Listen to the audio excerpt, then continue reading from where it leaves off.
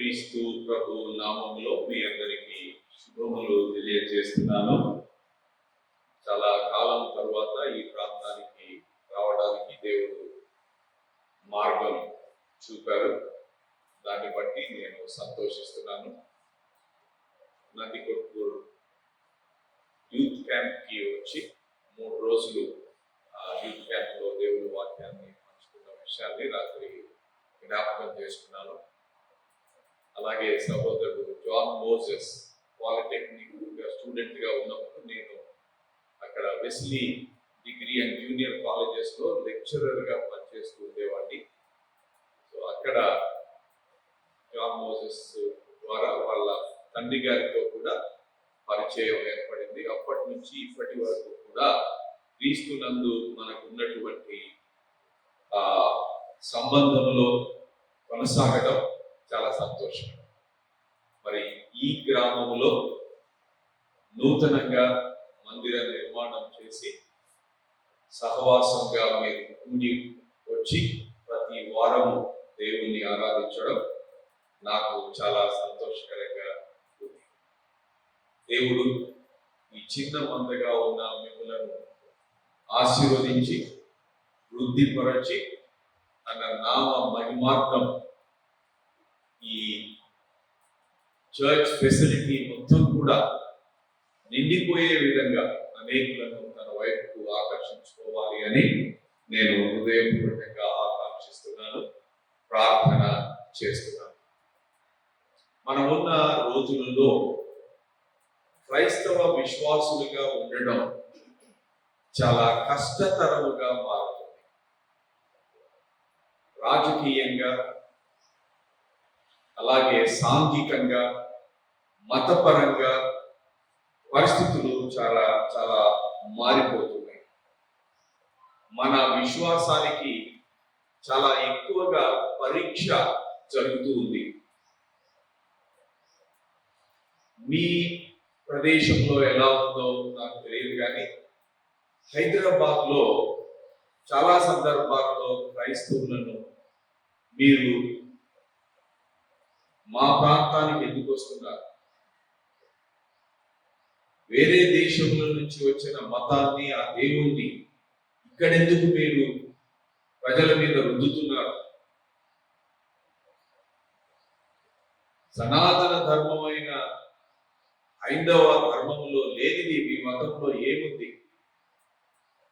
ఈ విధంగా రకరకాల విధాలుగా కొన్నిసార్లు కరపత్రాలు తీసుకొని చించి మన సహోదరులను సహోదరులను భౌతికంగా దాడి చేయటం, తర్వాత కొన్నిసార్లు చర్చెస్ లోనికి వెళ్ళి జరుగుతున్న ఆరాధనను డిస్టర్బ్ చేయడం, ఇలాంటివన్నీ జరుగుతున్నాయి. చాలా తీవ్ర స్థాయికి చేరుకుంటున్నట్లుగా కనిపిస్తుంది. విశ్వాసములో ఏ విధంగానైనా బలహీనపడిన వారిని విశ్వాసంలో నుంచి తొలగించాలి అని వారు కంకణం కట్టుకున్నట్లుగా మనకు కనిపిస్తుంది. ఇలాంటి రోజులలో, దినములలో, ఇలాంటి తరములో మనము క్రీస్తు ప్రభు శిష్యురాలుగా జీవిస్తూ ఉన్నాం. ఎప్పటికప్పుడు మన విశ్వాసాన్ని మనం పరిశోధించి చూసుకోవడం అవసరం. మన విశ్వాసములో మనం వర్ధిల్లడం అవసరం, స్థిరపడడం అవసరం. విశ్వాసానికి పరీక్షలు వచ్చినప్పుడు నెగ్గి ఒక మెట్టు నుంచి ఇంకొక మెట్టుకు పైకి వెళ్ళాల్సినటువంటి అవసరత ఎక్కువగా కనపడుతుంది. అందుకనే ఈరోజు విశ్వాసములో స్థిరపడుట, బలపడుట, విశ్వాసములో కొనసాగించుట అనే విషయాన్ని ఒక వ్యక్తి జీవితాన్ని పరిశీలించుట ద్వారా మనం చూడబోతున్నాం. విశ్వాసములో బలపడుట, విశ్వాసములో కొనసాగుట. క్రైస్తవ జీవితము విశ్వాసముతో ప్రారంభమవుతుంది, విశ్వాసముతో కొనసాగుతుంది, విశ్వాసముతో ముగుస్తుంది. విశ్వాసము లేకుండా క్రైస్తవ జీవితము లేదు. సో అందుకని క్రైస్తవ విశ్వాసములో మనము ఎలా బలపడాలి, ఎలా ముందుకు కొనసాగాలి, ఎన్ని అడ్డంకులు వచ్చినా, ఎన్ని సమస్యలు వచ్చినా, ఎన్ని పరీక్ష పరిస్థితులు వచ్చినా మనం ఎలా ముందుకు వెళ్ళాలి అనేది ఆలోచించవలసిన అవసరం. ఈ విషయాన్ని మనం ఎందుకు ఆలోచించాలి అని అంటే, నేను ఆల్రెడీ చెప్పినట్లు మనం ఉన్నటువంటి కాలము పరిస్థితులు చాలా క్లిష్టమైనవిగా ఉన్నాయి. సవాలుతో కూడిన పరిస్థితులను మనం ఎదుర్కొంటున్నాం. ఈ పరిస్థితులలో విశ్వాసము లేకుండా దేవునికి ఇష్టలై ఉండడం అసాధ్యము అనేది కూడా మనం జ్ఞాపకం చేసుకుంటున్నాం. హెబ్రీ పత్రిక 11వ అధ్యాయం 6వ వచనంలో ఈ మాటలు మనం చదువుతాం. విశ్వాసము లేకుండా దేవునికి ఇష్టలై ఉండడం అసాధ్యం. దేవునికి ఇష్టలై ఉండడం అన్నిటికంటే ముఖ్యమైనది. మరి ఎవరికి ఇష్టమై ఉన్నా లేకపోయినా, ఎవరి నుంచి మనం మెప్పు పొందకపోయినా దేవుని నుంచి మెప్పు పొందడం అత్యవసరం. దేవునికి ఇష్టమై ఉండుట అతి ప్రాముఖ్యం. ఎందుకని? దేవుడు ఒక దినమున మనలను విమర్శకు గురి చేసి, మనము చేసినటువంటి కార్యములను బట్టి, విశ్వాస కార్యములను బట్టి, జీవించిన విశ్వాస జీవితమును బట్టి మనకు వరములు ఇవ్వబోతూ ఉన్నాడు.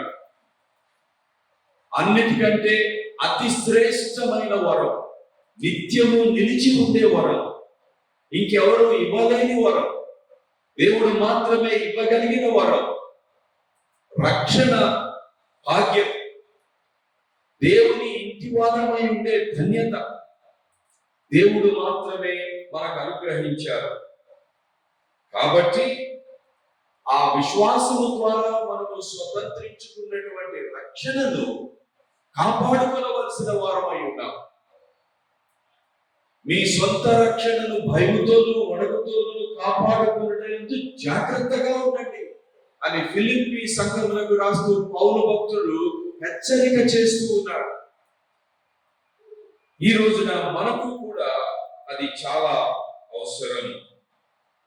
సో విశ్వాసములో బలపడుట, విశ్వాసములో కొనసాగుట అనేది బైబిల్లో మనకు ఒక వ్యక్తి జీవితం ద్వారా కనపడుతుంది.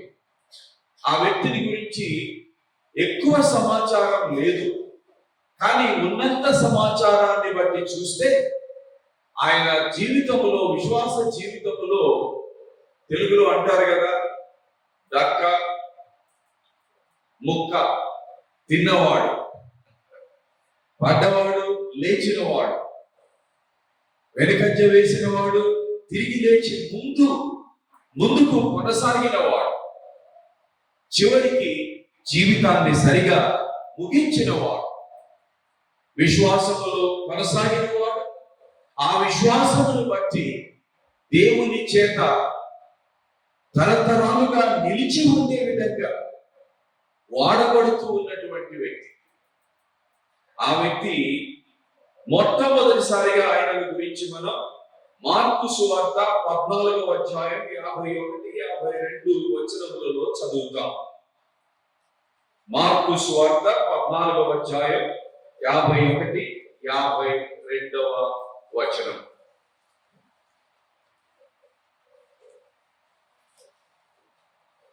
ఇది ఏ నేపథ్యంలో వచ్చినటువంటి వాక్య భాగమో మీరు జ్ఞాపకం చేసుకోవాలి. యేసుక్రీస్తు ప్రభు అప్పగింపబడిన రాత్రి, అరెస్ట్ చేయబడినటువంటి రాత్రి, మంచి శుక్రవారము, శుభ శుక్రవారము అనే ఆ రోజుకు ముందు రోజు రాత్రి ప్రధాన యాజకుని నుంచి, ఆ యూదుల అధికారుల నుంచి అప్పగించడానికి నిర్ణయించుకున్నటువంటి దుర్మార్గుడైనటువంటి వ్యక్తి సహాయంతో యేసు ఉన్న చోటికి వచ్చారు. ఆయనను అరెస్ట్ చేయడానికి వచ్చారు. సో ఆ నేపథ్యంలో ఈ మాటలు రాయబడుతున్నాయి. ఆయన అరెస్ట్ చేయడానికి వచ్చినప్పుడు 49వ వచనంలో ప్రభువు వాళ్ళతో ఈ మాటలు అంటున్నారు. నేను ప్రతిదినము దేవాలయంలో మీ యొద్ద ఉండి బోధించుచుండగా మీరు నన్ను పట్టుకొనలేదు, అయితే లేఖనములు నెరవేరునట్లు ఇలాగ జరుగుతున్నదని చెప్పాను. సో ఆయన సమయం వచ్చింది, అరెస్ట్ చేయబడబోతున్నారు, అన్యాయపు తీర్పుకు గురి చేయబడబోతున్నారు, శిలువ మరణం పొందబోతున్నారు, చనిపోయి సమాధి చేయబడుతున్నారు. ముందుగానే ఆయన ప్రకటించినట్లు, ప్రవక్తలు ప్రకటించినట్లు 3వ దినమున తిరిగి లేవబోతున్నారు. ఆ నేపథ్యంలో జరిగిన విషయాలు ఇక్కడ ఉన్నాయి. 50, 51, 52. అప్పుడు వారందరూ ఆయనను విడిచి పారిపోయిరి. ఇది కూడా లేఖనముల నెరవేర్పు, ప్రభు చెప్పిన మాటల యొక్క నెరవేర్పుగా జరిగింది. ఆ పారిపోయిన వారిలో ఒక వ్యక్తిని గురించినటువంటి విషయాలు 51, 52లో మనం చూస్తున్నాం. తన దిగంబర శరీరము మీద నారబట్ట వేసుకుని ఉన్న యొక్క పడుచువాడు ఆయన వెంట వెళ్ళుచుండగా వారతనిని పట్టుకునిరి. అతడు నారబట్ట విడిచి దిగంబరుడై పారిపోయాను. ఎవరనుకుంటారు ఈ వ్యక్తి? ఎవరిని గురించిన వివరణ ఇది? బాగా అధ్యయనం చేస్తే తెలుస్తున్నటువంటి విషయం ఏంటంటే, ఈ సువార్తను రాసినటువంటి మార్కు, ఆయన పూర్తి పేరు జాన్ మార్క్. ఆయన తనను గురించి తాను పరోక్షంగా రాసుకుంటున్నాడు. యోహాను సువార్తను రచించినటువంటి అపోస్తలుడైన యోహాను కూడా చాలా సార్లు తన గురించి తాను పరోక్షంగా రాసుకుంటాడు. ఎందుకంటే ఒక రకంగా గర్వపడటమో లేకపోతే సిగ్గుపడటమో ఇలాంటివన్నిటికీ స్థానం లేకుండా ఉన్నది ఉన్నట్లుగా రాయడానికి అలా చేయడం సంభవిస్తుంది. ప్రభువును ఆనుకొని ఉన్న శిష్యుడు అని తన గురించి తానే రాస్తూ ఉంటారు. దైవజ్ఞాన శాస్త్రములో బైబిల్ స్కాలర్స్ బాగా అధ్యయనం చేసి ఈ మాటలు జాన్ మార్క్ తనను గురించి తానే రాసుకుంటున్నటువంటి విషయాలు అని చెబుతూ ఉన్నారు. సో ఇక్కడ మనకు పారిపోయినటువంటి, పిరికివాడైనటువంటి, ప్రాణహానికి భయపడి పారిపోయినటువంటి వ్యక్తిగా కనపస్తున్నాడు. క్రైస్తవ సమాజంలో, క్రైస్తవ సంఘాలలో చాలా మంది భయానికి, ఆందోళనకు గురవుతూ ఉన్నారు. ఈ రోజుల్లో చాలా ప్రత్యర్థులు ఎక్కువ అవుతున్నారు. ఇంతకు ముందు లేనంత ఎక్కువగా క్రైస్తవ్యం మీద, క్రీస్తు వ్యక్తిత్వం మీద, సువార్త మీద, క్రీస్తు విశ్వాసులైన భక్తులైన వారి మీద దాడి జరుగుతూ ఉంది. భారతదేశంలో ఇంతకు ముందు ఎన్నడూ లేనన్ని ఎక్కువ రాష్ట్రాలలో మత మార్పులను నిషేధించే చట్టాలను ప్రవేశపెట్టారు. వాటిని ఇంకా తీవ్రంగా మారుస్తున్నారు. ఉత్తరప్రదేశ్ లో రీసెంట్ గా అది జరిగింది. శిక్ష పెంచుతున్నారు, ఎంతో మందిని అరెస్ట్ చేస్తున్నారు, చెరసాల పాలు చేస్తున్నారు. దేవుని దయ వల్ల ఇంతకాలంగా ఈ చట్టాలున్నా ఏ ఒక్కరు క్రైస్తవులు భ్రమకు గురి చేసి, లోపరచుకొని, బలవంతం చేసి మార్పిడి చేశారు అని ఏ ఒక్క వ్యక్తిని కూడా ముద్దాయిగా లేకపోతే నేరస్తురాలుగా పట్టుకోలేకపోయింది. అంటే దీని వెనుక ఉన్న ఉద్దేశం మనకు అర్థమవుతుంది. ఈ చట్టాలను ఎందుకు తీసుకొస్తారు అని అంటే వాటిని దుర్వినియోగం చేసి క్రైస్తవులను భయపెట్టాలని. క్రీస్తును వీలైతే ఆనాడు జరిగినట్లు ఇప్పుడు కూడా విడిచిపెట్టి పారిపోయేటట్లు చేయాలి అని. నేను బైబిల్ కాలేజీలో టీచ్ చేస్తూ ఉన్నా, ఒక క్లాస్ లో ఉన్నా. సడన్ గా ఒకసారి ఫోన్ వచ్చింది. ఆ ఫోన్ మామూలుగా క్లాస్ లో తీసుకో, కానీ ఎందుకో తీసుకోవాలి అని అనిపించింది. తీసుకుంటే పోలీస్ స్టేషన్ దగ్గర ఉన్నటువంటి క్రైస్తవ సోదరులలో ఒకరు ఫోన్ చేశారు. ఏం జరిగింది అని అంటే, మేము రోడ్డు ప్రక్కన నిలబడి మా ముందు వచ్చి పోతున్న వాళ్ళకి కరపత్రాలు ఇస్తున్నాం. ఒక గుంపుగా ఏబీవీపీ వాళ్ళు, బీజేపీ వాళ్ళు, బజరంగ దళ వాళ్ళు వచ్చి మమ్మలను అటాక్ చేశారు. సో మేము ఎవరిని వెళ్ళి బలవంతం చేసి ఏమి చేయలేదు. ఫ్రీగా మా ముందు వచ్చి పోతూ ఉన్న వాళ్ళకి ఇస్తున్నాం అంతే. సో వాళ్ళే దాడి చేసి మళ్ళీ వాళ్ళే వచ్చి పోలీస్ స్టేషన్ లో మా మీద కంప్లైంట్ చేశారు. మీకు ఫోన్ చేస్తే సహాయం దొరుకుతుంది అనుకొని ఫోన్ చేస్తారు. ఇట్లా చాలా సందర్భాల్లో జరుగుతుంది. నేను అప్పుడు సిఐ ఫోన్ నంబర్ తీసుకొని, నేను ఫలానా బైబిల్ కాలేజీలో ప్రొఫెసర్ని, ప్రిన్సిపల్ని అని మాట్లాడి, చట్ట ప్రకారం మీరు యాక్చువల్ గా అరెస్ట్ చేయాల్సింది దాడి చేసిన వాడు. అలాంటి స్థానంలో దాడి చేయబడిన వాళ్ళను పోలీస్ స్టేషన్ లో ఎందుకు ఉంచారు? మీ మీద యాక్షన్ తీసుకోవాల్సిన పరిస్థితి కనిపిస్తుంది ఇక్కడ. అప్పుడు మాట మార్చాడు.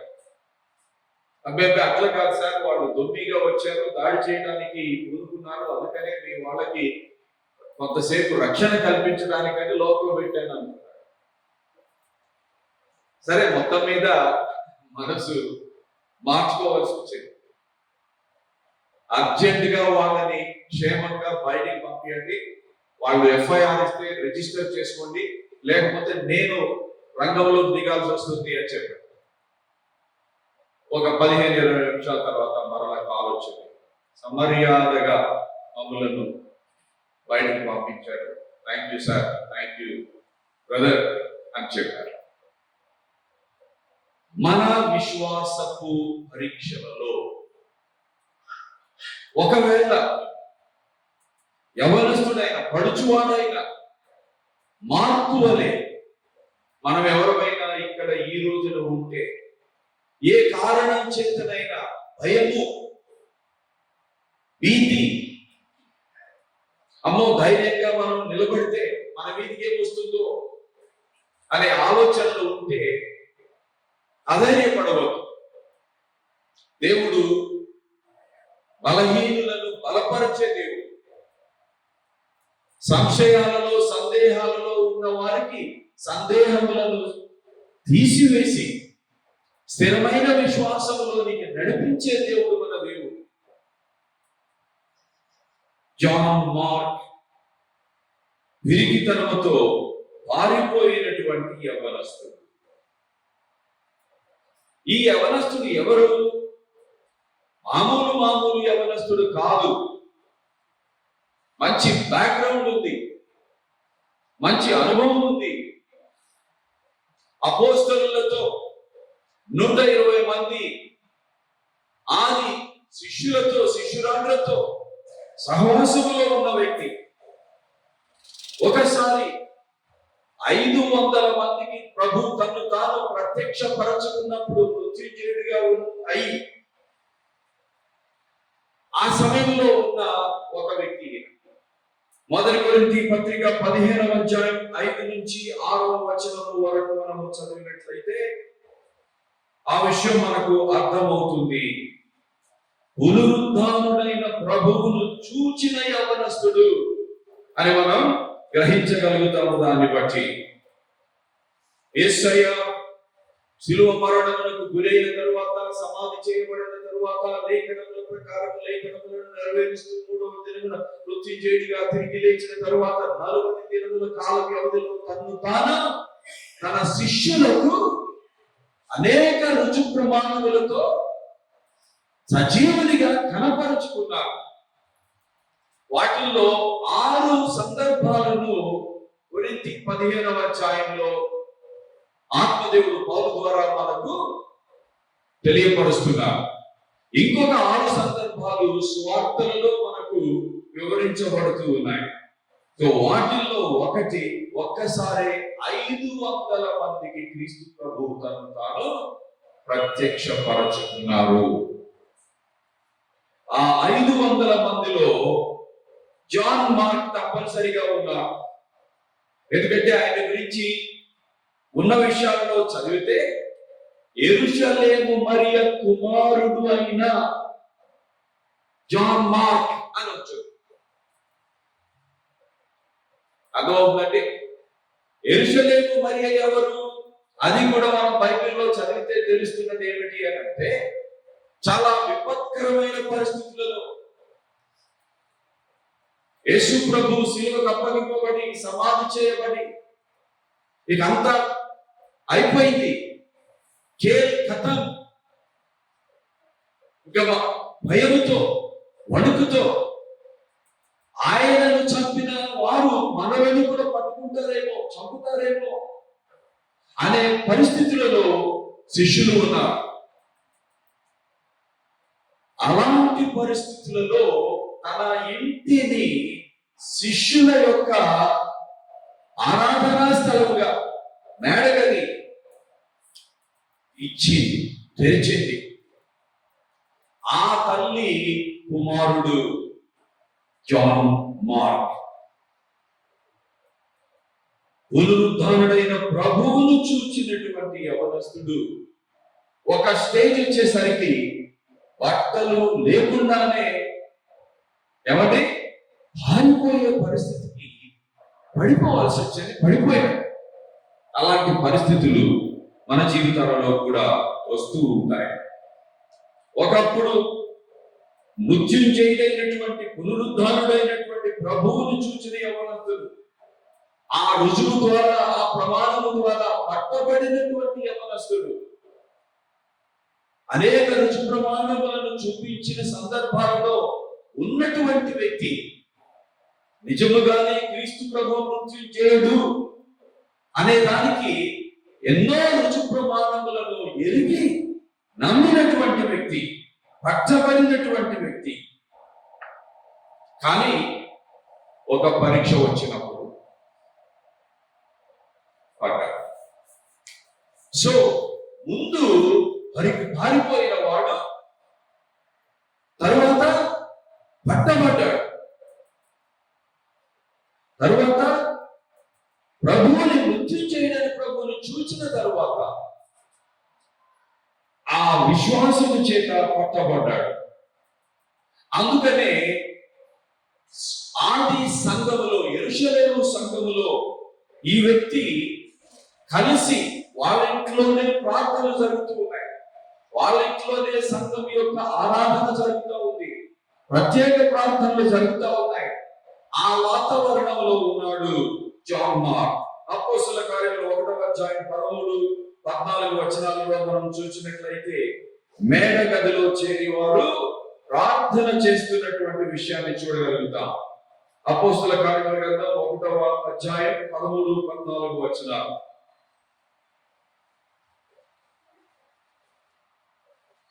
వారు పట్టణములో ప్రవేశించి తాము బస చేయుచుండిన మేడగదిలోనికి ఎక్కిపోయిరి. వారెవరనగా పేతురు, యోహాను, యాకోబు, ఆంద్రెయ, ఫిలిప్పు, తోమా, బర్తలోమయ, మత్తయి, అల్ఫయి కుమారుడు యాకోబు, జెలోతే అనబడిన సీమోను, యాకోబు కుమారుడు యూదా అనువారు, వీరందరూ వీరితో కూడా కొందరు స్త్రీలను, యేసు తల్లి అయిన మరియయు ఆయన సహోదరులను ఏక మనసుతో ఎడతెగక ప్రార్థించుచుండిరి. ఈ మేడ గదిని వారు బస చేయడానికి, ప్రార్థనలు చేసుకోవడానికి, ఆరాధనలు చేసుకోవడానికి తెరిచినటువంటి ఉదార స్వభావం కలిగిన, ధైర్యం కలిగినటువంటి యెరూషలేము మరియ కుమారుడు వారితో ప్రార్థనలు చేయుచూ ఉన్నాడు.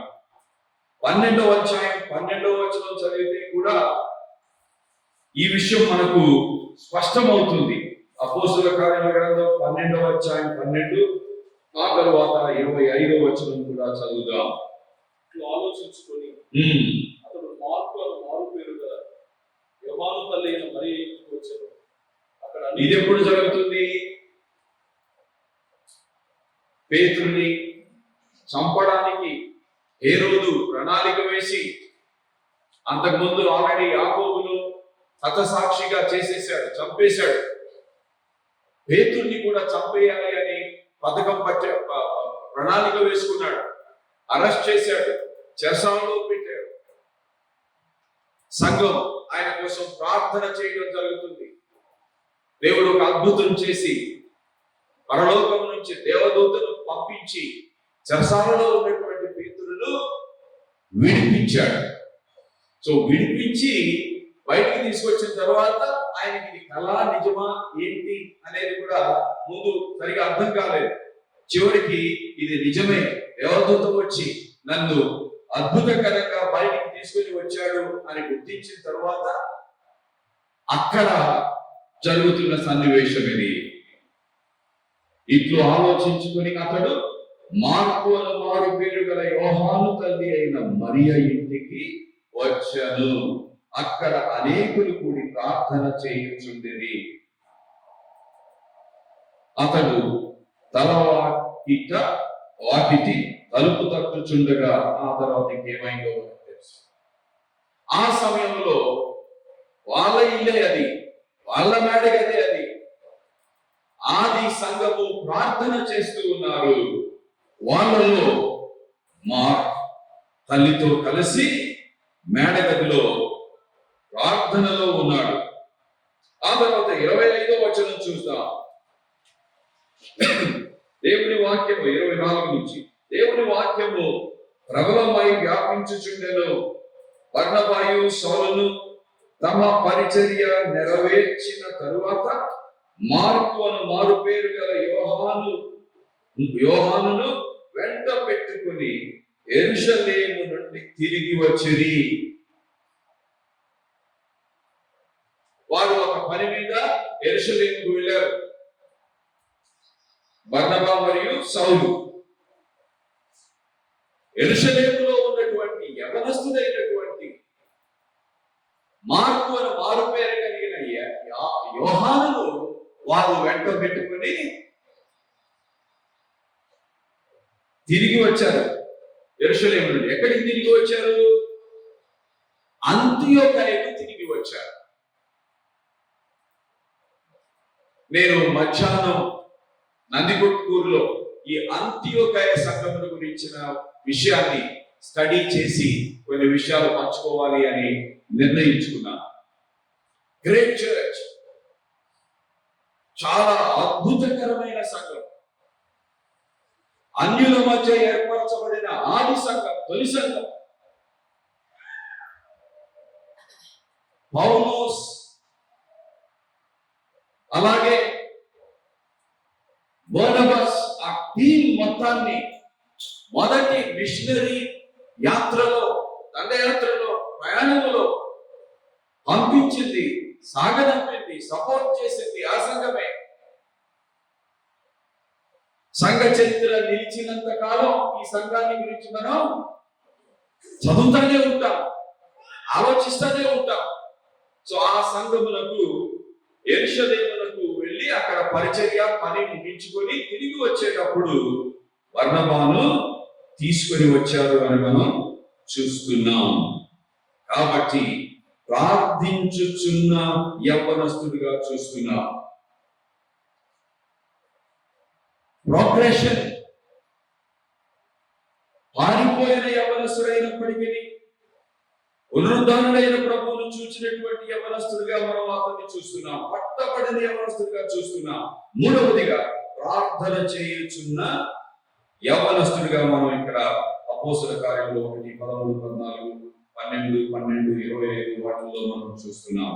వాళ్ళతో కలిసి వారితో పరిచర్య చేయడానికి తగినవాడు అని వారు ఎంచి ఆ పరిచర్య కార్యక్రమంలో వారు తమకు సహాయకుడిగా ఉంటాడు అని నమ్మి యెరూషలేము నుంచి అంతియోకయకు ఆయనను తీసుకుని వచ్చిన విషయాన్ని మనం చూస్తాం. ఇవన్నీ జరగక ముందు ఆయన జీవితంలో మరొక ప్రాముఖ్యమైన విషయం సంభవించింది. పరిశుద్ధాత్మను పొందుకున్న వ్యక్తి. ఎక్కడ చదువుతాం మనం ఇది? అపోస్తల కార్యముల గ్రంథం 2వ అధ్యాయం 4వ వచనంలో చదువుతాం. మనకు తెలుసు, ప్రభువు వారికి మీరు యెరూషలేమును వదిలి వెళ్ళవద్దు, మీరు ప్రవచనము ద్వారా వాగ్దానం చేయబడిన ఆత్మ కొరకు ఎదురు చూడండి. ఆత్మ మీ మీదికి దిగి వచ్చినప్పుడు మీరు శక్తి నొందుదురు.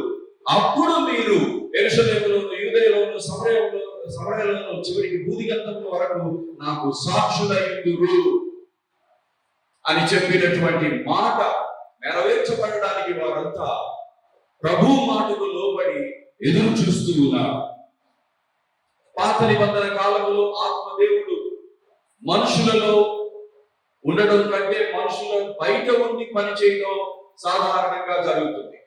కొద్ది మందిలో కొన్నిసార్లు మనుషులలో ఉండి పనిచేసిన అది మనుషులలో ఆయన శాశ్వతంగా ఉండడానికి కాదు, కానీ ఆ పని జరిగించేంత వరకు ఉండడం, తర్వాత విడిచిపెట్టి వెళ్ళడం జరుగుతుంది. కానీ మనుషులలో, మనుషుల మధ్య, మనుషులతో నిరంతరము ఉండడానికి ఆత్మను పంపించబోతున్న విషయం ప్రవచనపూర్వకంగా చెప్పబడింది. ప్రభువే చెప్పారు. సో తండ్రి వలన మీరు పొందారు, నేను కూడా మీకు ఆ వాగ్దానం ఇస్తున్నాను, అది నెరవేరబడితే తప్ప మీరు సాక్షులుగా ఉండడానికి మీరు శక్తిని పొందలేరు అని స్పష్టంగా చేశారు. సో వారు ఎదురు చూస్తూ ఉన్నారు.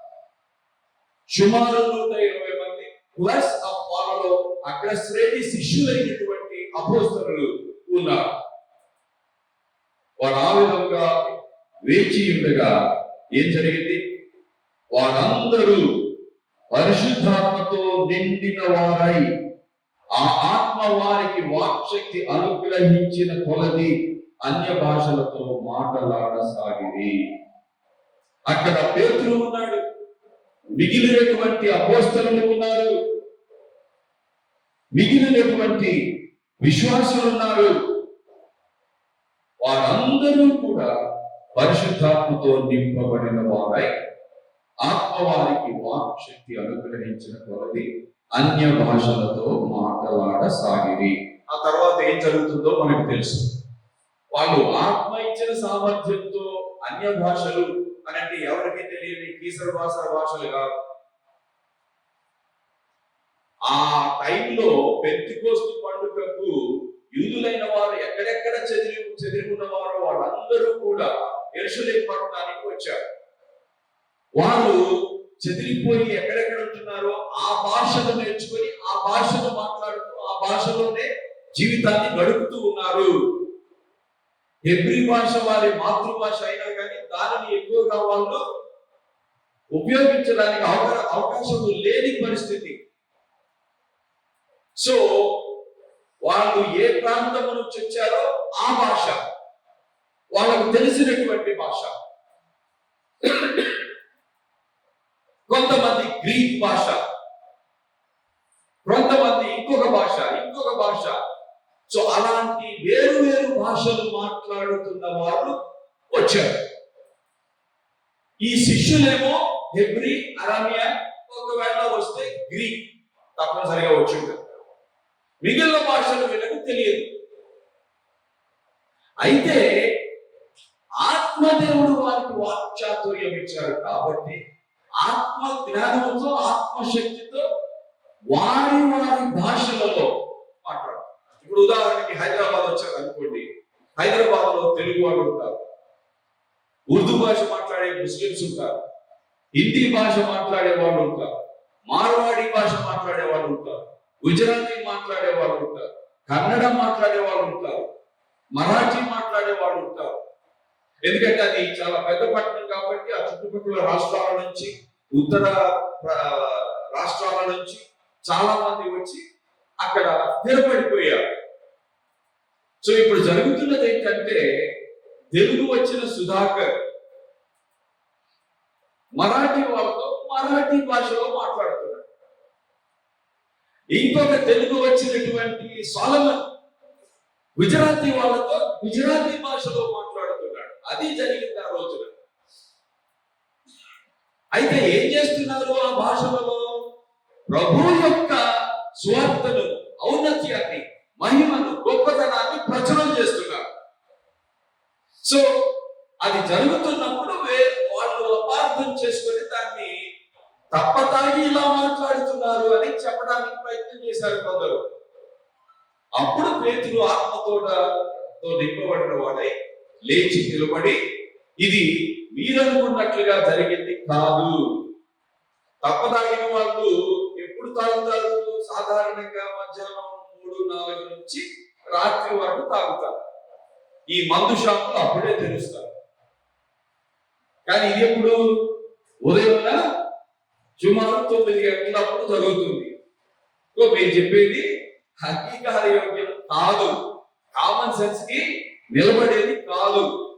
వాస్తవంగా ఇంకా చెప్పుకుంటా, ఒకవేళ నిజంగానే మీరన్నట్లు తప్పదాగి మాట్లాడితే తాగిన వాళ్ళు ఎలా మాట్లాడతారు? మీరు ఎలా మాట్లాడుతున్నారు? మీరు అది గమనించట్లేదా? జరిగింది ఏంటంటే, యోవేలు ప్రవచించినటువంటి ప్రవచనం నెరవేరుతూ ఉంది. ఇది ఆత్మకార్యం అని దానికి వివరణ ఇచ్చి, వారు అన్య భాషలలో ప్రకటించినటువంటి విషయాలను క్రోడీకరిస్తూ స్వార్థను ప్రకటన చేశారు. వాళ్ళ హృదయాలు కూర్చోబడ్డాయి. వారు మేమేం చేయాలి మరి రక్షింపబడాలి అని అంటే, మీరు మారు మనసు పొంది క్రీస్తు నామములో బాప్తిస్మం పొందండి అని చెప్పడం జరుగుతుంది. ఇంకా అనేకమైన వేరే మాటలతో వారిని హెచ్చరించారు. ఆ ఒక్క ఆత్మ నింపుదలతో చేయబడిన మొట్టమొదటి క్రైస్తవ ప్రసంగం ఫలితం అదే రోజు 3000 మంది సంఘంలోనికి చేర్చబడ్డారు. సో ఆత్మశక్తితో వచ్చినటువంటి భాషల వరం సౌహార్దీకరణలో అలా ఉపయోగపడింది. అంతేగాని సంఘంలోని ఇక్కడే చేరి ఎవరిష్టం వచ్చింది వాళ్ళు ఏదో ఈశ్వర వాసన ఏదో అంటారు. అది కాదు, స్పష్టంగా జరిగింది వేరు. ఈ రోజుల్లో గందరగోళం చాలా ఏర్పడుతుంది సంఘాలు. కొంతమంది ఏమంటారంటే, చూసారా వాళ్ళందరూ భాషలు మాట్లాడారు కాబట్టి మనం కూడా ఇప్పుడు కూడా ఎదురు చూడాలి, ఆత్మను పొందుకోవాలి, మనం కూడా అందరం భాషలు మాట్లాడాలి అనే బోధన చేస్తూ ఉంటారు కొంతమంది. కానీ మీరు అపోస్తల కార్యాల గ్రంథమైన చూస్తే వేరే చోట్ల వారు ఆత్మతో నింపబడిన వారై ధైర్యముగా సువార్తను ప్రకటించని అని అంటుంది. మీరు ఆత్మశక్తి నొందుదురు, అప్పుడు నా కోసం మీరు సాక్షులైనందురు అన్న ప్రభువు పేర్కొన్న మాట అది ప్రాముఖ్యం. ఆత్మశక్తితో విశ్వాసులు జరిగించే ముఖ్య కార్యములలో సాక్ష్యం చెప్పడం, సువార్త ప్రకటించడం అగ్రశ్రేణికి చెందింది. సో అందుకనే ఆ విధంగా ఉంది. సో వారు ఆత్మచేత నింపబడిన ప్రతి చోట భాషల్లో మాట్లాడారు అని లేదు.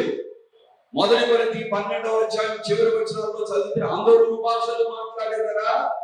లేదు. ఎవరికైతే ఆ వరం అనుగ్రహించబడిందో వాళ్ళే మాట్లాడతారు అని. తర్వాత వీళ్ళు ఇంకా ఏం చేస్తారంటే ఆ రోజున వాళ్ళు ఎదురు చూసినట్లు మనం కూడా ఎదురు చూడాలి ఆత్మను పొందడానికి. క్రైస్తవులు చాలా మంది అలా ఎదురు చూడడం లేదు, ఆత్మను పొందడం లేదు, ఆత్మ లేని శక్తిహీనులైన బలహీనులైన క్రైస్తవులుగా మిగిలిపోతున్నారు అని అంటారు.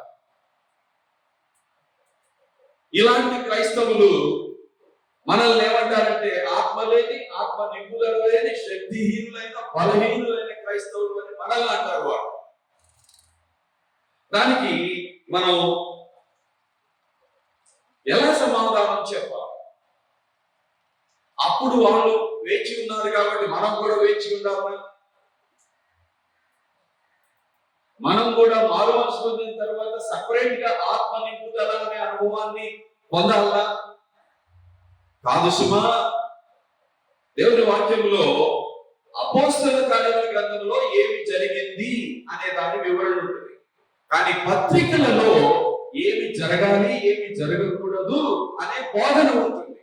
సో ఏదైనా బోధనను రాబట్టాలి అని అంటే వివరణాత్మకమైన వచనాల నుంచి కాకుండా బోధనాత్మకమైన వచనాల నుంచి, భాగముల నుంచి రాబట్టాలి.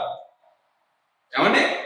సో ఇప్పుడు మనం చూసినట్లయితే గలతీ పత్రిక 3వ అధ్యాయం 26 నుంచి 29 వరకు చదివితే మనకు అర్థమవుతుంది విషయం. ఆనాడు ఆత్మయుగం ప్రారంభం కాబట్టి, అంతకు ముందు ప్రజలలో ఆత్మదేవుడు నిరంతరం ఉండడానికి రాలేదు కాబట్టి, ఆ యుగం ప్రారంభించడానికి, సంఘ యుగం ప్రారంభించడానికి ఆ విధముగా వారిని వెయిట్ చేయమన్నారు. అప్పుడు ఆత్మ దిగి వచ్చారు. ఇక మరలా ఆత్మ తిరిగి మళ్ళీ పైకి వెళ్ళి మళ్ళీ రావడం, తిరిగి పైకి వెళ్ళి మళ్ళీ రావడం ఉండదు. సో అది మనకి ఇక్కడ వివరించబడుతుంది. గలతీ పత్రిక 3వ అధ్యాయం 26 నుంచి 29. ఎవరైనా చదివి కొంచెం సహకరించండి. మళ్ళీ మొదటి నుంచి గట్టిగా చదవండి కదా. యేసుక్రీస్తునందు మీరందరూ విశ్వాసం వలన దేవుని కుమారులై ఉన్నారు. సో గలతీ సంఘంలో ఉన్న, గలతీ ప్రాంతంలో ఉన్న విశ్వాసులందరికీ రాస్తున్నారు, అంతేగాని కొంతమందికి కాదు. క్రీస్తులోనికి బాప్తిస్మం పొందిన మీరందరూ, క్రీస్తులోనికి బాప్తిస్మం పొందిన మీరందరూ క్రీస్తును ధరించుకొని ఉన్నారు. క్రీస్తును ధరించుకొని ఉన్నారు. యూదుడని, క్రీస్తు దేశస్థుడని లేదు, దాసుడని స్వతంత్రుడని లేదు, ఏ భేదం లేదు, పురుషుడని స్త్రీ అని లేదు. యేసుక్రీస్తునందు మీరందరూ ఏకముగా ఉన్నారు. యేసుక్రీస్తునందు విశ్వసించిన వారందరూ, క్రీస్తు శరీరమైన సంఘములోనికి బాప్తిస్మము ఆత్మ చేత చేయబడిన వారందరూ దేవుని కుమారులు, కుమార్తెలు, దేవుని ఇంటి వారు. ఇంకా చదవండి. మీరు క్రీస్తు సంబంధులైతే ఆ పక్షమందు అబ్రహాము యొక్క సంతానమై ఉండి వాగ్దాన ప్రకారం వారసులై ఉన్నారు. చూసారా?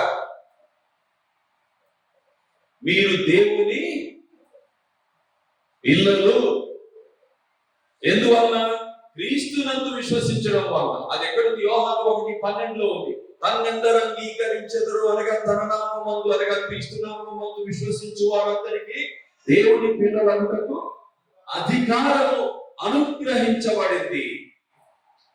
సో ఎప్పుడైతే ఒక వ్యక్తి యేసు క్రీస్తునందు విశ్వాసం ఉంచుతుందో, పాపములను ఒప్పుకొని పాప క్షమాపణ కొరకు ప్రార్థన చేసి, నా జీవితంలో ప్రవేశించు తండ్రి, ప్రవేశించు నాయన, మీ కుమారుడైన యేసు క్రీస్తు నా కొరకు నా స్థానంలో చనిపోయారని, తిరిగి లేచారని నేను నమ్ముతున్నా. ఆయన శిలువ నుంచి కార్చిన రక్తంలో తప్ప ఇంకెక్కడ పాప క్షమాపణ లేదని నేను నమ్ముతున్నాను అని క్రీస్తు నామమందు, క్రీస్తు చేసిన శిలువ కార్యమందు విశ్వసించిన వారందరూ దేవుని బిడ్డలు, దేవుని కుమారులు, దేవుని కుమార్తెలు. అందుకని గలతీ పత్రిక 4వ అధ్యాయం 4 నుంచి 6 వచనాల్లో ఏముంది చూడండి. అయితే కాలం పరిపూర్ణమైనప్పుడు దేవుడు తన కుమారుని పంపాడు. ఆయన స్త్రీ యందు పుట్టి మనము దత్తపుత్రులము కావాలని, మనము దత్తపుత్రులము పుత్రికలము కావాలని ధర్మశాస్త్రములకు లోబడిన వారిని కూర్చుంటున్నాయి. శాస్త్రములకు లోబడిన వారై మరియు మీరు కుమారులై ఉన్నందున, చూడండి, మరియు మీరు అక్కడ వాడబడిన మాటలో కుమారుడు కుమార్తెలు రెండు ఇమిడి ఉన్నాయి. గ్రీకు భాషలో అడెల్ఫోయ్ అని ఉంటుంది. సో అందుకనే సహోదరుడు అని ఉన్న ప్రతి చోట సహోదరుడు సహోదరురాలు అని చదవాల్సి వస్తుంది. బాత్రో గారు పవిత్ర గ్రంథం వ్యాఖ్యాన సహితం అందులో కూడా ఇదే వివరణ ఇస్తారు. పక్కా బ్రదర్ అండ్ మిషనరీ. సో మీరు కుమారులు కుమార్తెలు అయినందున ఎప్పుడయ్యాము? మారు మనసు పొందినప్పుడు, యేసు ప్రభువుని రక్షకుడుగా ప్రభువుగా స్వీకరించినప్పుడు దేవుని కుమారులుగా కుమార్తెలుగా అయ్యాం. అయిన చేత దేవుడు ఏం చేస్తున్నారు? చదవండి. మీరు కుమారులు అయినందున, కాబట్టి నీవు దాసుడు కావు, ఆ కుమారుడవే కుమారుడవే కుమార్తెవే. అయితే దేవుని ద్వారా వారసుడు.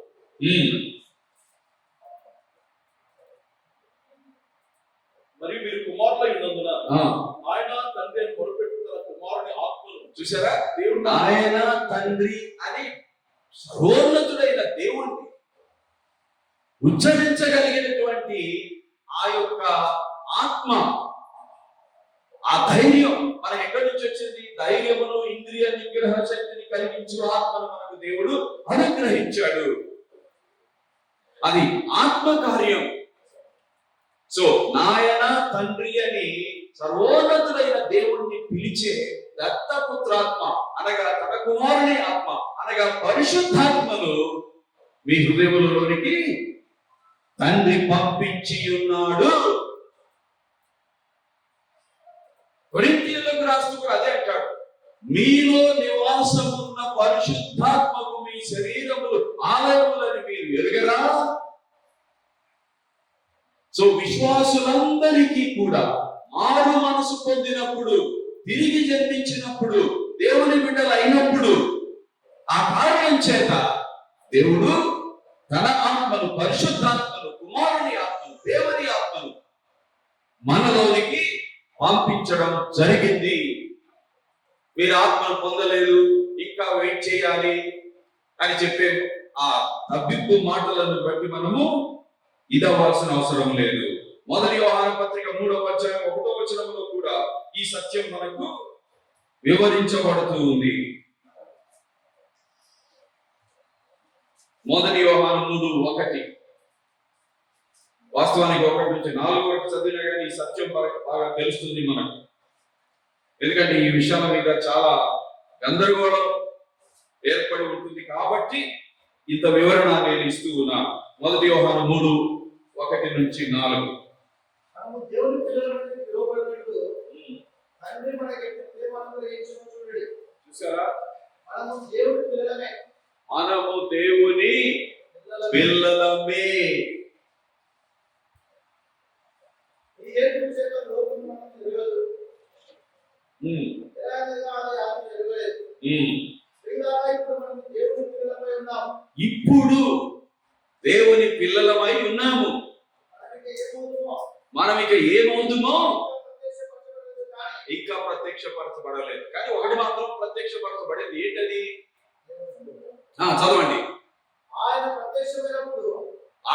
ప్రత్యక్షమైనప్పుడు రెండవసారి తిరిగి వచ్చినప్పుడు ఆయనను ఉన్నట్టుగానే ఆయనను మనము చూతుము. అప్పుడు ఆయన పోలికలోనికి పరిపూర్ణంగా మార్చబడతాం. ప్రస్తుతం ఆత్మదేవుడు మనలో ఉండి నానాటికి క్రీస్తు సారూప్యత మనలో ఏర్పడేటట్లు మనలను క్రీస్తు సారూప్యతలోనికి మారుస్తున్నాడు ఆత్మదేవుడు. అది కొరింథీ పత్రికలో 1 కొరింథీ 2 కొరింథీ 3:15 నుంచి 17లో ఉంటుంది. సో ఆ విధంగా ఇప్పుడు మనల్ని మారుస్తూ ఉన్న పరిశుద్ధాత్మ దేవుడు ఆ చివరి వరకు మనలను కాపాడి ఆయన వచ్చినప్పుడు, ప్రత్యక్షమైనప్పుడు ఆయనను మనం చూచే ధన్యతలోనికి తీసుకుని వెళ్తాడు. ఆయన ఉన్నవాడిని ఉన్నట్లుగా చూస్తాము. ఆయన వలె పరిపూర్ణంగా అప్పుడు మనము మార్చబడతాం. అయితే ఈ నిరీక్షణ కలిగి జీవిస్తున్నటువంటి విశ్వాసులందరూ ఏం చేస్తారు? చదివే ఆయన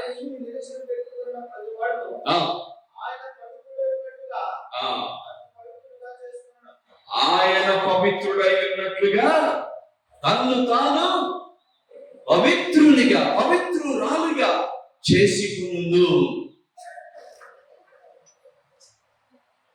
పరిశుద్ధాత్మను పొందుకున్న యవనస్తుడు ఆ పరిశుద్ధాత్మ కార్యం తనలో జరుగుతూ ఉండగా ఒకప్పుడు పారిపోయిన యవనస్తుడైనప్పటికీ ఇప్పుడు ముందుకు సాగిపోతూ ఉన్నాడు. మన విషయంలో కూడా దేవుని వాక్యంలో ఉన్న బోధన మనం స్పష్టంగా తెలుసుకున్నాం. మనందరిలో విశ్వాసులైన వారందరిలో, తిరిగి జన్మించిన వారందరిలో, యేసును సొంత రక్షకుడిగా స్వీకరించిన వారందరిలో, వారు దేవుని కుమారుడు కుమార్తెలు బిడ్డలైన కారణం చేత వారిలోనికి దేవుడు తన కుమారుని ఆత్మను పరిశుద్ధాత్మను పంపించి ఉన్నాడు. ఆ పరిశుద్ధాత్మ దేవుడే మనలో ఉండి మనలను పరమాత్ముడు, సర్వశక్తిమంతుడు, సర్వోన్నతుడు, వేరే వారు ఎవరನ್ನು సమీపించలేనటువంటి వెలుగులో ఆయన మాత్రమే ఉండే దేవుణ్ణి తండ్రి అని పిలిచే ఆధిక్యత. అంతకు మించిన ఆధిక్యత ఇంకొకటి లేదు. సో దానికి తగినట్లుగా మనం ధైర్యంగా పరిశుద్ధపరచవచ్చు. పరిశుద్ధులుగా తీర్చబడిన మనం పరిశుద్ధులుగా మార్చబడే వరకు ఆత్మ దేవునికి లోపరుచుకుంటూ ఉండాలి. అనుదిన జీవితంలో ఎంత ఎక్కువగా లోపరుచుకుంటామో అంత ఎక్కువగా ఆయన శక్తి మన జీవితాలలో, ఆయన మార్చే ప్రక్రియ, పరిశుద్ధపరిచే ప్రక్రియ మన జీవితాల్లో కనిపిస్తూ ఉంటుంది. అప్పుడు జీవితము ద్వారా మనము సాక్షులంగా ఉండగలుగుతాం. కేవలం పెదవులతో సాక్ష్యం చెప్పడం కాదు, ప్రవర్తనతో సాక్ష్యాన్ని చూపించగలుగుతాం. ఆ విధమైనటువంటి పరిస్థితి జాన్ మార్కు విషయంలో మనకు కనిపిస్తుంది. అందుకనే యెరూషలేము నుంచి జాన్ మార్కుని తమతో అంత్యోకయకు తీసుకొని వచ్చినటువంటి బర్నబా మరియు పౌలు అంత్యోకయ సంఘము వారిని మిషనరీ జర్నీ నంబర్ 1 కి ప్రతిష్ఠించి ఆత్మ ఏర్పాటు చొప్పున పంపిస్తూ ఉన్నప్పుడు వారితో చరిత్రాత్మకమైన మొదటి మిషనరీ జర్నీలో వారితో సహపనివాడిగా, వారికి సహాయకుడుగా జాన్ మార్కుని తీసుకుని వెళ్ళారు. హైదరాబాద్ లోనే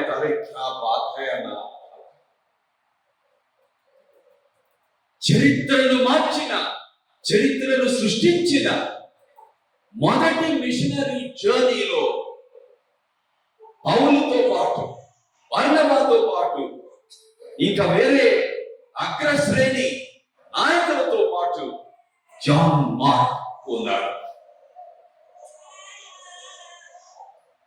పరిచారకుడైన అపోస్తల కార్యముల గ్రంథం 13వ అధ్యాయం 5వ వచనంలో ఈ మాట మనం చదువుతాం.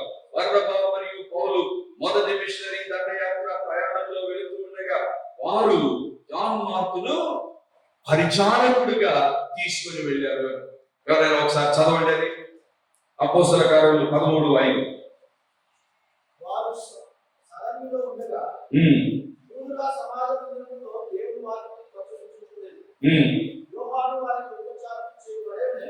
యోహాను వారికి ఉపచారము చేయువాడై ఉండెను. ఈ యోహానే, మార్కు అని మారు పేరు కలిగిన ఈ యోహానే. ఎందుకంటే చూసాం కదా మనం ఆల్రెడీ యెరూషలేముకి వెళ్ళి పరిచర్య ముగించుకొని అంత్యోకయకి తిరిగి వచ్చినప్పుడు మార్కు అని మారు పేరు కలిగిన యోహానును వెంట పెట్టుకుని వచ్చింది.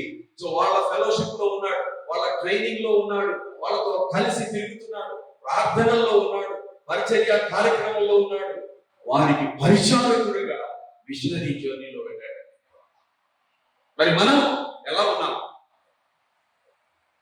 ఎక్కడున్నాం? ఏమైనా ప్రభు పని మీద ఆసక్తి కలిగి ఉన్నామా? సువార్త ప్రచురణలో ఏమైనా మనవంతు బాధ్యతను నెరవేర్చాలి, ఎల్డర్స్ కి, డీకన్స్ కి సపోర్ట్ గా ఉంటున్నామా? ఏం చేస్తున్నా ఆలోచించుకోవాలి. అయితే మరలా ఒక పరీక్ష వచ్చింది. ఈ మిషనరీ దండయాత్రలో వెళ్తూ ఉండగా ఒక సమస్య ఎదుర్కొన్నాడు. పట్టుదలను కోల్పోయినటువంటి యవనస్తులుగా మనం అక్కడ చూస్తాం. అపోస్తల కార్యముల గ్రంథం 15వ అధ్యాయం 36 నుంచి 41 వరకు చదివితే మనకి ఏమర్థం అవుతుంది అంటే అక్కడ పరిస్థితులు చాలా కఠినంగా మారాయి. పౌలు ఎక్కడికి వెళ్తే అక్కడ వాదనలు, తర్కములు, యూదులు ఆయన మీదికి దాడిగా రావడం, ఇవన్నీ జరుగుతున్నాయి. ఇవన్నీ చూసి అధైర్యపడ్డాడేమో, అపాయం వస్తుందని భయపడ్డాడేమో, వికితనం మరలా వెనక నుంచి చోటు చేసుకుందేమో. పౌలు బర్నబాలను మధ్యంతరముగా విడిచిపెట్టి తిరిగి వెళ్ళిపో.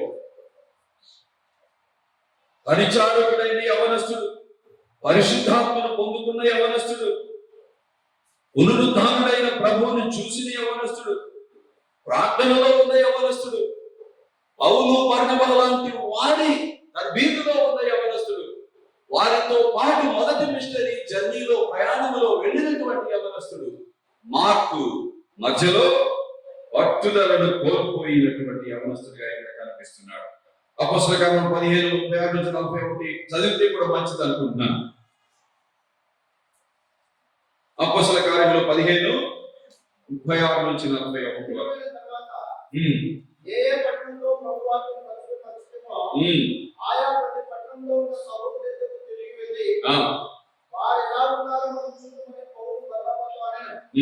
అప్పుడు మార్కును మార్కులుగా యోహానును వెంటబెట్టుకొని పౌలు బర్నబా ఇష్టపడాడు. అయితే పౌలు అప్పుడేదో పండితులకు తమతో కూడా రాక చూసారా, అప్పుడు విడిచిన వారిని వెంటబెట్టుకొని పౌలు యుద్ధం తలచెను.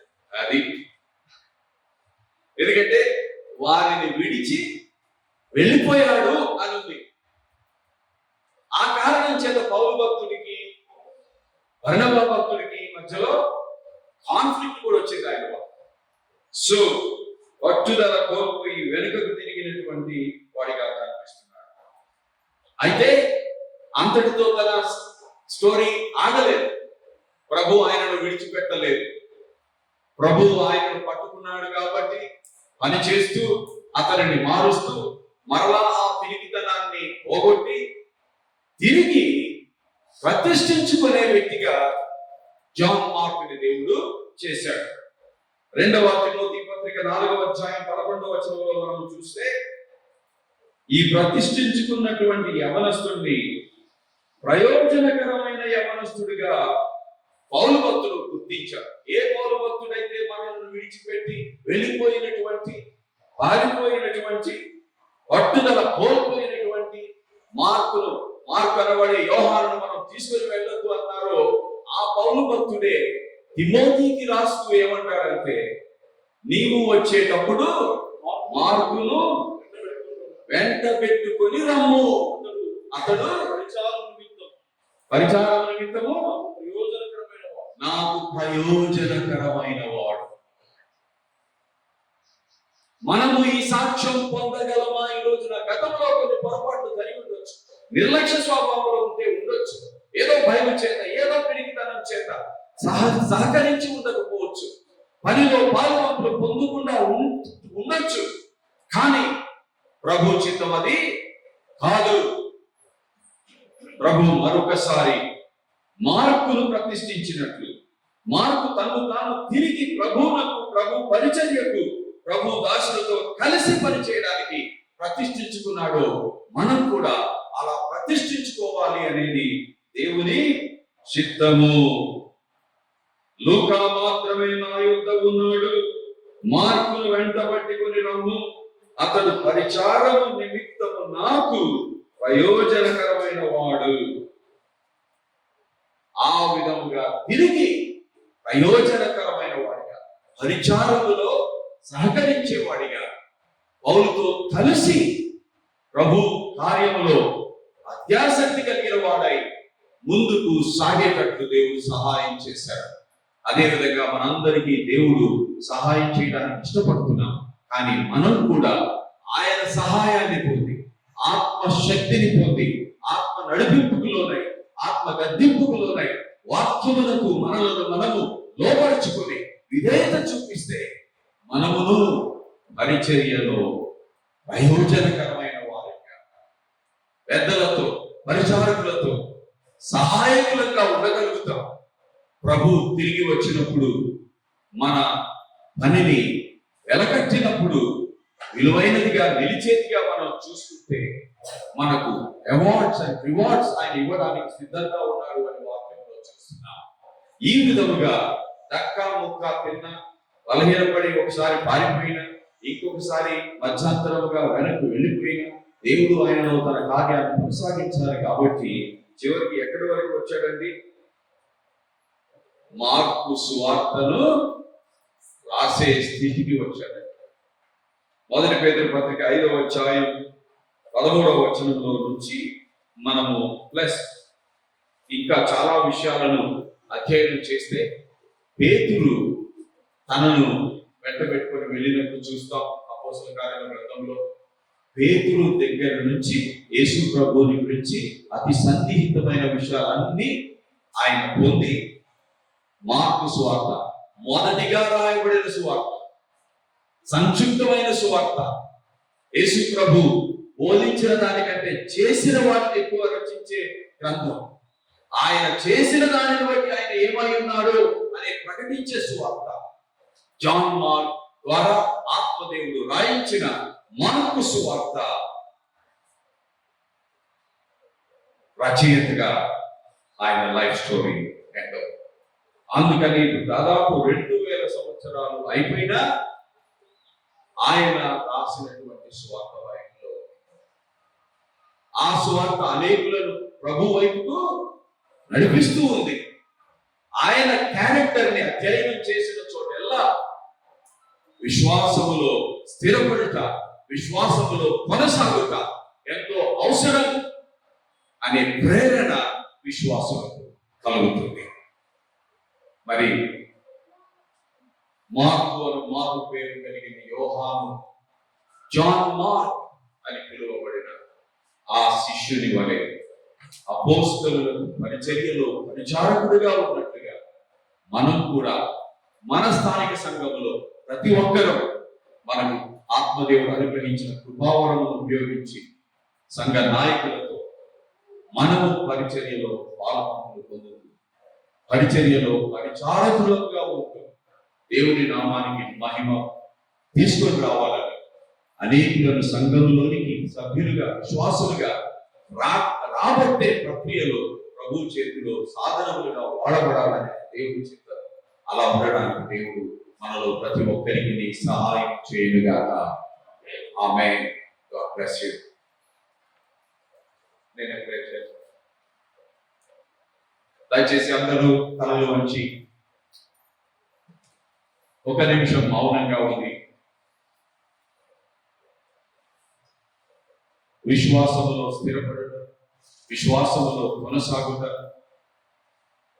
ప్రభు కార్యమందు నిర్లక్ష్య స్వభావం కాక ఉత్సాహంతో పాల్పంపులు పొందే వాళ్ళగా ఉండాలి.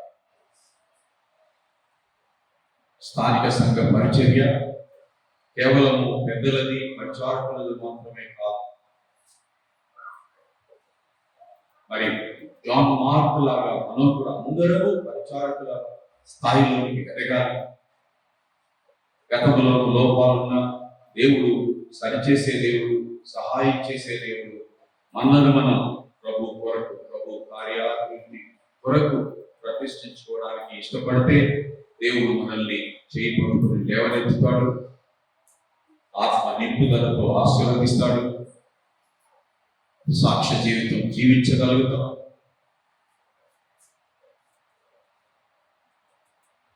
పరిచర్యలు సహాయకులంగా ఉండగలుగుతాం.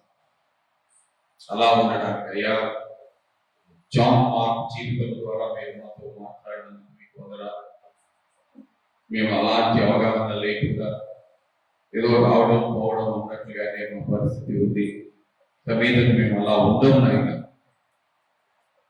మేము కూడా పౌలు భక్తుల నుంచి గొప్ప సాక్ష్యం మార్పు పొందినట్లుగా పరిచారములో మాకు సహాయకుడు, ప్రయోజకుడు అని ఎలా సాక్ష్యం పొందాడు, మేము అలా సాక్ష్యం పొందడానికి ఇష్టపడుతున్నామయ్యా, మాకు సహాయం చేయండి అని ప్రార్థన చేస్తున్నాం.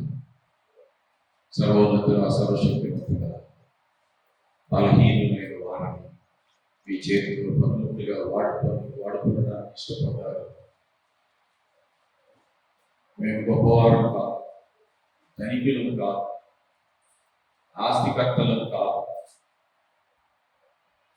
ఆయనను మమ్మలను మీరు ఎన్నుకున్నారు, మమ్మలను వెతికి పట్టుకొని రక్షించారు, మీ బిడ్డలుగా చేసుకున్నారు.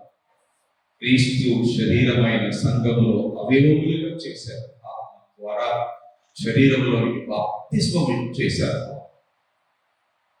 ఎంత గొప్ప ఆధిక్యతమైన రాజులకు రాజు అయిన ప్రభువులకు ప్రభు అయిన మీకు మేము మీ ఇంటి వారు, మీకు చెందిన వారు, మిమ్ములను అబ్బా తండ్రి అని పిలవగలరు.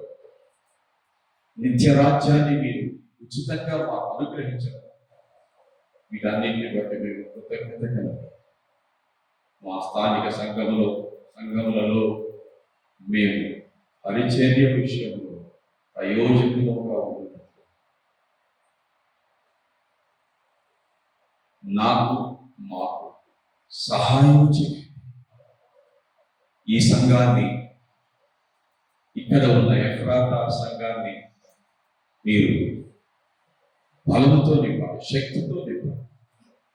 విశ్వాసులు సాక్షులుగా ఉండేటట్టు చేయండి, సాక్ష్యం చెప్పేవాళ్ళుగా చేయండి.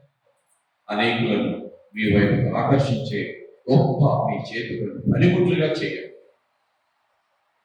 వచ్చే సంవత్సరానికి ఈ స్థలమంతా విశ్వాసులతో నిండిపోయే అంతగా విశ్వాసులలో ఆ పట్టుదల మీరు కలిగించాలి. వీరి ద్వారా మీరు మహిమ పొందాలి. యేసు పరిశుద్ధ నామములో అడిగి వేడుకొని ప్రార్థన చేస్తున్నాము తండ్రి. ఆమేన్.